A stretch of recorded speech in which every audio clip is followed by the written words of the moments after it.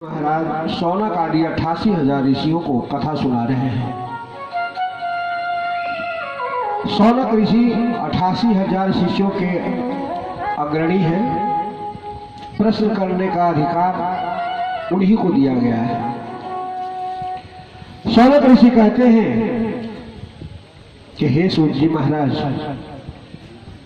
और सब तो ठीक है, हमारे कुछ प्रश्न हैं जिस प्रश्न को जानने की जिज्ञासा हो रही है, कृपा करके बताएं और मेरे प्रश्नों का हल करें। 6 प्रश्न किए हैं। शौनक जी ने 6 प्रश्न किया है। ये 6 प्रश्न क्या है? पहला प्रश्न है कि मानव के कल्याण का मार्ग क्या है, कृपया स्पष्ट करें। दूसरा प्रश्न है कि कभी कभी मंदिर में दर्शन करने के लिए जाते हैं तो मन कुछ भ्रमित सा हो जाता है, क्योंकि शास्त्रों में लिखा है कि एक मंदिर के गृह में ज्यादा प्रतिमाएं नहीं होनी चाहिए, नहीं तो लोग भ्रम में पड़ जाते हैं कि किसको पूजे और किसको न पूजे। एक बार की बात है, एक माता जी हाथ में एक लोटा जल और कुछ प्रसाद लेकर मंदिर में पूजा करने, बहुत सारे मूर्तियां रखी थी मंदिर में। सबको पूजा करते करते करते करते इनका जल भी खत्म हो गया और प्रसाद भी खत्म हो गया।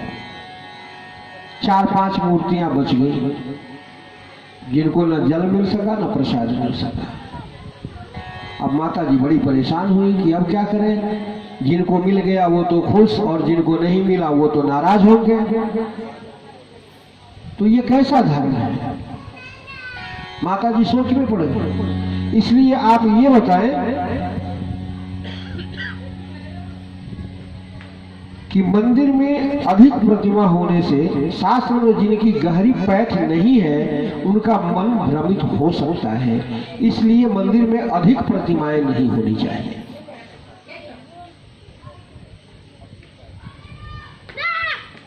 ये दूसरा प्रश्न।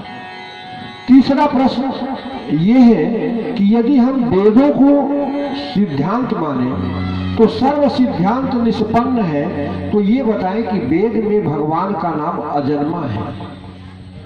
तो भगवान का नाम जब अजन्मा है तो वो जन्म क्यों लेते हैं, और अगर जन्म लेते हैं तो फिर अजन्मा कैसे? चौथा प्रश्न है कि आप कह सकते हैं कि भगवान का जन्म नहीं होता, भगवान का तो अवतार होता है, लेकिन भगवान का अगर अवतार होता है तो कितना अवतार है भगवान का? पांचवा प्रश्न यह है जो हमको आप कृपा करके सार सार बताइएगा, क्योंकि आगे लोगों के पास समय नहीं रहेगा, इसलिए शास्त्रों का जो सार हो वही मुझे बताना। अंतिम और छठा प्रश्न मेरा यह है, थोड़ा सा विचित्र है, वो हमारे अपने मन की जिज्ञासा है। ब्रूहि योगेश्वरो कृष्ण ब्रह्मण्ये धर्म वर्मणि स्वां काष्ठां अधलोपेते धर्मः कं शरणं गताः। कहते हैं भगवान श्री कृष्ण के लीला संवरण हो जाने के बाद धर्म किसकी शरण में गया?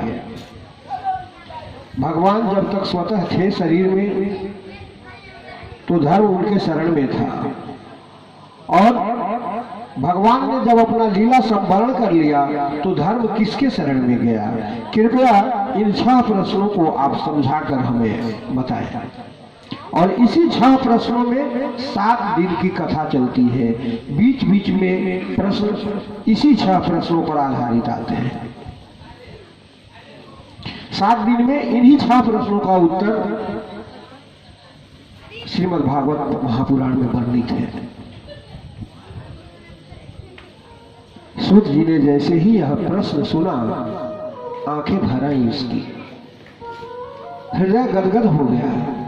कहा कि हे ऋषियों, आप धन्य हो, आपने 6 प्रश्न किया है मुझसे, लेकिन एक प्रश्न भी आपका अपने निजी नहीं है, निजी स्वार्थ के लिए एक भी प्रश्न नहीं किया है आपने।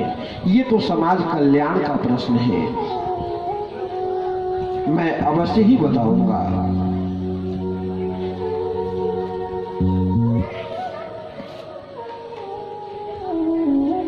लेकिन आपके प्रश्नों का जवाब देने से पहले जब मैं अपने गुरुदेव का स्मरण कर लूं, उनका वंदन कर लूं, फिर आपके प्रश्नों का उत्तर दूंगा।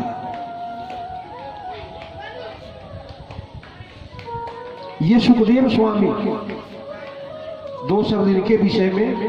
ये हैं कौन? जो सुखदेव भगवान 12 वर्ष तक अपने माता में के गर्भ में रहकर और गर्भ से जब माता कहीं बाहर आने के लिए तो कहा कि माता मुझे गर्भ से बाहर नहीं आना। कहा क्यों नहीं आना? तो कहा कि सुनते हैं कि बाहर आते ही विष्णु की माया पकड़ लेती है। अगर भगवान विष्णु मुझे आश्वासन दे दे कि उनकी माया मुझे नहीं पकड़ेगी तब मैं बाहर आऊंगा। और भगवान को आकर आश्वासन देना पड़ा। दो शब्द उनके विषय में। ये भगवान सुखदेव है कौन? ये गोलोक धाम में हमारे राधा रानी के साथ सुख रूप में रहा करते थे। जब भगवान कृष्ण को लीला करने इस धरा धाम पर आना था तो उन्होंने राधा रानी से कहा कि आपको भी चलना होगा। राधा रानी ने कहा कि देख मेरा प्रिय सुख है, इसको छोड़कर मैं कैसे जाऊंगी? तो कहा कि इसको छोड़कर जाने की बात नहीं है, इसे आप पहले ही भेज दें। सुखदेव जी से राधा रानी ने कहा कि हे सुखदेव चलो भूलोक पर, वहां आपको भगवान के गुणानुवाद का प्रचार प्रसार करना है। भगवान सुखदेव वहां से उड़े और वन प्रदेश में आकर एक सुख पक्षिणी के गर्भ से अंडे के रूप में प्रकट हो गए।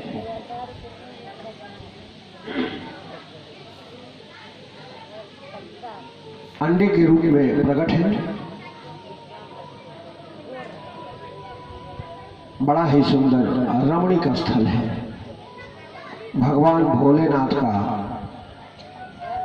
स्थान, जहां बाबा भोलेनाथ ध्यानस्थ हैं और माता पार्वती अपने आश्रम में बैठी हैं। उसी समय नारद जी प्रकट होते हैं।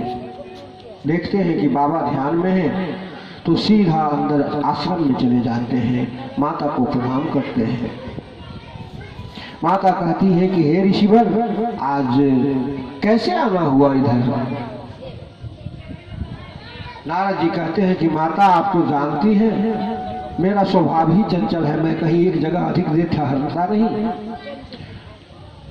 वैसे भी मैंने गृहस्थों के यहाँ जाना छोड़ दिया है। क्या गृहस्थों के यहाँ जाना छोड़ दिया है? कहाँ आप गृहस्थों में आपसी प्रेम कहाँ रहा माता? हर जगह कला है, हर जगह झूठ है, हर जगह बेईमानी है। इसलिए अब इच्छा नहीं होती गृहस्थों के यहाँ जाने की। और बाबा भोले भी तो गृहस्थ ही है, भरा पूरा परिवार है इनका। माता जी ने यह सुना तो कहा कि नारद जी ये आप क्या कह रहे हैं? हमको क्यों सुना रहे हैं ऐसी बातें? क्योंकि मेरे यहाँ तो आपको पता है सब प्रेम से रहते हैं, किसी से कोई बात छिपाता नहीं, सब आपस के बैर भाव को भुलाकर एक साथ प्रेम से रहते हैं। अब देखिए ना, मेरे गणेश का वाहन क्या है? चूहा। और बाबा के गले में सर्प है, तो सर्प का भोजन चूहा है। और हमारे पुत्र कार्तिकेय का वाहन मोर, मोर का वाहन सर्प है। और तो और हमारे बाबा भोले का वाहन बैल है और मेरा वाहन सिंह है। तो सब एक दूसरे के विपरीत स्वभाव के हैं, सब एक दूसरे से शत्रुता रखने वाले जीव हैं। लेकिन देखिए मेरे आश्रम पर सब अपने आपसी बैर को भुलाकर एक दूसरे से कितना प्रेम से रहते हैं। तो ये बात आपको कम से कम हमें नहीं सुनाना था। नारद जी ने कहा कि माता, धृष्टता के लिए क्षमा, लेकिन मैं एक बात पूछना चाहता हूं आपसे। कहा क्या, पूछिए। तो कहा कि अच्छा, जब सब कुछ ठीक ठाक है, बाबा तो आपसे कोई बात छुपाते नहीं होंगे, तो ना कभी कोई बात नहीं छिपाया, गोपनीय से गोपनीय बातों को भी मेरे सामने प्रकट किया उन्होंने। कहा कि तब तो आपको ये पता होगा कि बाबा के गले में जो नरमुंडों की माला है उसमें मुंड किसके लगे हुए हैं। अब माता माथा पकड़ ली, कह रहे आज तक तो इस पर मेरा ध्यान ही नहीं गया, और बाबा ने भी बताया नहीं कि ये मुंड किसके हैं इस माले में, जिसको दिन रात गले में लटकाए फिरते हैं, आखिर वो मुंड है किसके।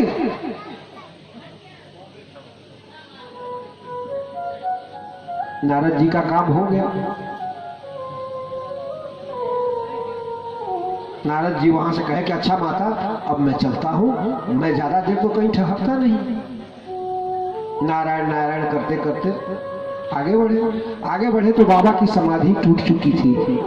नारद जी ने कहा कि बाबा, माता जी आपको याद कर रही थी, जरा जल्दी जाइएगा।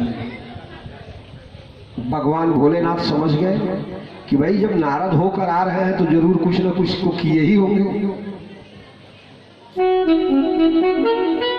कहा कि हाँ हाँ कोई बात नहीं, जब आप ही होकर आए हैं तो माता को तो याद करना ही था, ठीक है मैं जा रहा हूं।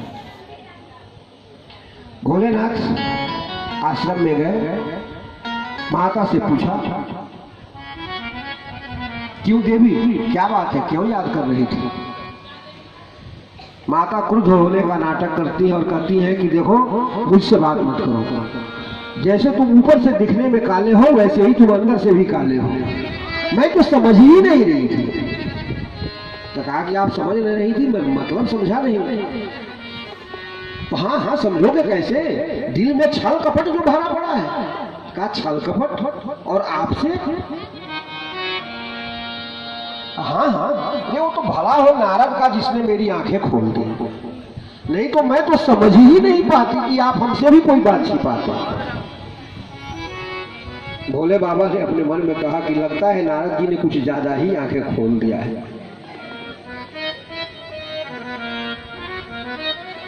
बाबा कहे कि देवी बात क्या है, आप